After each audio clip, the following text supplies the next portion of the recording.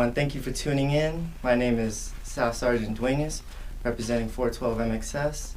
And today I will be reading for you guys Giraffes Can't Dance by Giles, Andreae, and Guy Parker-Rees. But before we get into that, we have a few announcements to make. We have a little coloring sheet for the kids. If you guys want to pick this up, this will be available in the front door of the A&FRC building. And we also have a goodie bag right over here that you guys can be entered to win in a raffle. All you have to do is comment down below to be entered into the raffle. So without further ado, let's get into this book.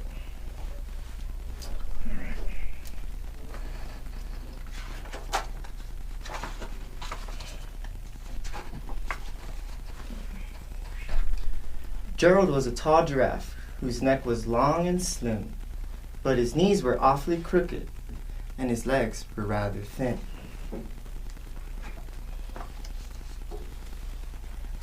He was very good at standing still and munching shoots off trees, but when he tried to run around, he buckled at the knees. Now every year in Africa, they hold the jungle dance, where every single animal turns up to skip and prance. And this year, when the day arrived, poor Gerald felt so sad because when it came to dancing, he was really very bad.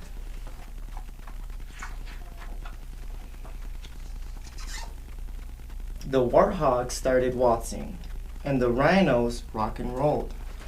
The lions danced a tango that was elegant and bold.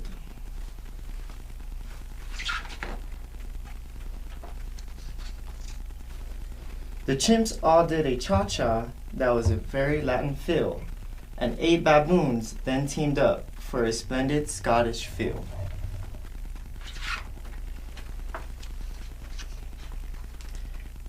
Gerald swallowed bravely as he walked toward the floor, but the lions saw him coming, and they soon began to roar. "Hey, look at clumsy Gerald," the animals all sneered. "Giraffes can't dance, you silly fool. Oh, Gerald, you're so weird."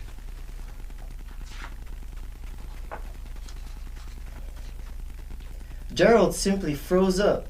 He was rooted to the spot. "They're right," he thought. "I'm useless. Oh, I feel like such a clod." So he crept off from the dance floor and he started walking home. He never felt so sad before, so sad and so alone.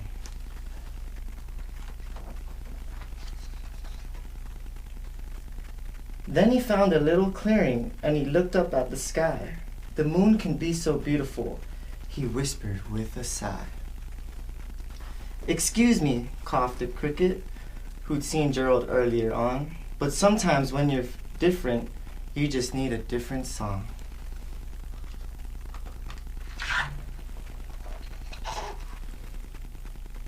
Listen to the swaying grass and listen to the trees. To me, the sweetest music is those branches in the breeze. So imagine the lovely moon is playing just for you. Everything makes music if you really want it to.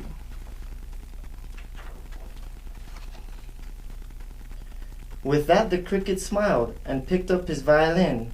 Then Gerald felt his body do the most amazing thing. His hooves had started shuffling, making circles on the ground. His neck was gently swaying, and his tail was swishing around.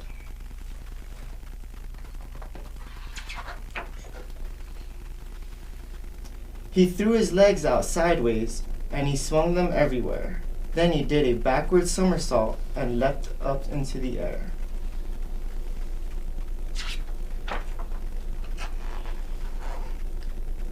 Gerald felt so wonderful. His mouth was wide open. "I'm dancing! Yes, I'm dancing! I am dancing!" Gerald cried. Then one by one, each animal who'd been there at the dance arrived while Gerald boogied on and watched him quite entranced.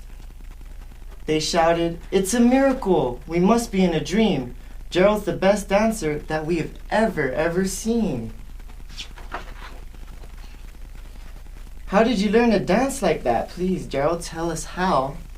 But Gerald simply twirled around and finished with a bow.